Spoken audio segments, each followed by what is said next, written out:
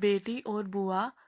माँ 5 मिनट पहले शांत दिख रहे मम्मी पापा फोन पर बात कर खुशी से चहकने लगे। डाइनिंग रूम में नाश्ता कर रहे अपने बहू और बेटे के पास आकर बोले, कल प्रिया आ रही है, अभी अभी फोन पर बात हुई है। तो मोहक, तुम कल दोपहर 4 बजे एयरपोर्ट चले जाना, दोनों को ले आना।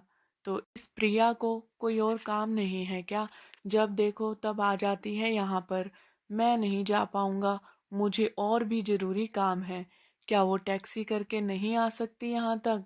मोहक गुस्साई आवाज में बोल पड़ा।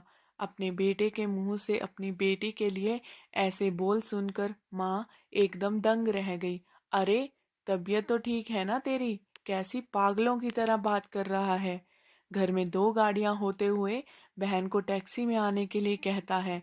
माँ बोली, रहने दो, मैं खुद जाकर ले आऊंगा अपनी बेटी को। करने दो उसे अपना काम। अभी प्रिया का बाप जिंदा है और मैं नहीं चाहता कि मेरी बेटी को उसके ससुराल वालों से ताने सुनने पड़े कि इकलौती बेटी होते हुए भी उसे लेने गाड़ी नहीं भेजी या उसके स्वागत में कोई कमी रह गई। पापा ने बेटे को अपनी नाराजगी जताते हुए कहा, आप दोनों समझते नहीं हो मम्मी पापा, जो जब भी इस घर पर आती है तो सारी दिनचर्या बिगाड़ देती है। वो तो आराम से बैठी रहती है किसी महारानी की तरह, हम सबको उसकी आवभगत में लगना पड़ता है। मेरी पत्नी का तो पूरा दिन ही दीदी और जीजा जी के आगे पीछे उनके ऑर्डर पूरे करते हुए निकल जाता है। गुस्से से मोहक बोला, आज क्या हो गया तुझे? कैसी बहकी बहकी बातें कर रहा है? बहन है तेरी, कोई पराई तो नहीं है। अब क्या है उसका इस घर में? शादी में दे दिया था ना जितना देना था, फिर क्यों चली आती है बार बार यहाँ पर? और हर बार बैग भर भर कर ले जाती है वो अलग। आपको समझना चाहिए, वो सिर्फ हमें लूटने आती है और कुछ नहीं। मोहक ने तंज कसते हुए कहा, तुझे क्या अगर वो यहाँ से थोड़ा कुछ ले जाती है? ये सब मेरी मेहनत की कमाई है और मैं चाहूं तो पूरा प्रिया को दे दूं। पापा गुस्से से कपकपाते हुए बोले। अब मोहक अपनी आवाज धीमी करते हुए बोला, मैं कहाँ कुछ नई बात कर रहा हूँ मम्मी पापा, मैं तो वही बोल रहा हूँ जो मैंने बरसों से बुआ के साथ होते हुए देखा। आज अपनी बेटी के खिलाफ 2 शब्द क्या सुन लिया आपने तो गुस्से से लाल हो गए। जरा सोचिए, जब आप बुआ के साथ ऐसा व्यवहार करते होंगे तब दीदी को कैसे लगता होगा। बुआ तो हम पर इतनी जान छिड़कती है, आपके कभी अपने और उनके ससुराल वालों के मान सम्मान के बारे में परवाह नहीं की। उन्होंने कभी भी आपसे कुछ नहीं मांगा, बल्कि हर बार वो अपने साथ कुछ न कुछ लेकर ही आती थी। लेकिन आपका व्यवहार कभी भी उनके साथ अच्छा नहीं रहा।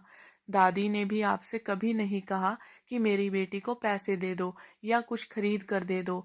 फिर भी दादी को आपके यहाँ इतनी भी छूट नहीं थी कि वो अपनी बेटी को कुछ दिनों के लिए अपने पास बुलाकर रहने दे। अपनी बेटी का ऐसा अपमान वो सहन नहीं कर पाई, इसलिए वो गांव में पुराने घर में अकेली रहने चली गई। बुआ भी अपना अपमान सह लेती, पर आपने उनके पति का भी मान नहीं रखा, इसलिए उन्होंने भी हमारे घर आना जाना छोड़ दिया। जिस तरह सुधा इस घर की बेटी है, बुआ भी तो इसी घर की बेटी है ना। आपने 2 बेटियों में फर्क कर अच्छा नहीं किया। और रही बात मेरी, मैं अपनी बहन से बहुत प्यार करता हूँ। मैंने कभी अपनी पत्नी को उसके खिलाफ गलत बोलने का हक नहीं दिया और वो बोलेगी भी नहीं। मैं खुद जाकर उसे लेकर आऊंगा, क्योंकि मुझे मेरी बहन पर गर्व है। आपने अच्छे भाई होने पर भी हो सके तो मेरे इन कटु शब्दों के लिए मुझे माफ कर देना। इतना कहकर मोहक अपने ऑफिस के लिए निकल गया। माँ और पापा का सिर शर्म से झुक गया।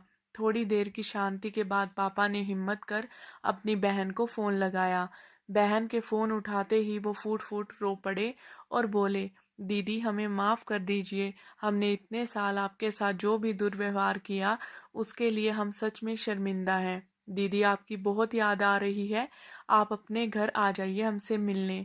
अगर आप कहें तो मैं आ जाता हूँ आपको लेने। दूसरी तरफ दीदी भी रो रही थी, वो भाई के इन थोड़े से ही शब्दों से पिघल गई थी।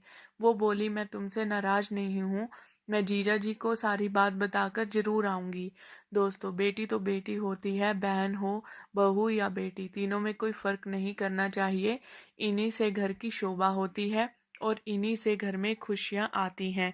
तो आपको आज की ये कहानी कैसी लगी, कमेंट करके जरूर शेयर करना और चैनल को सब्सक्राइब करना मत भूलना। Thank you.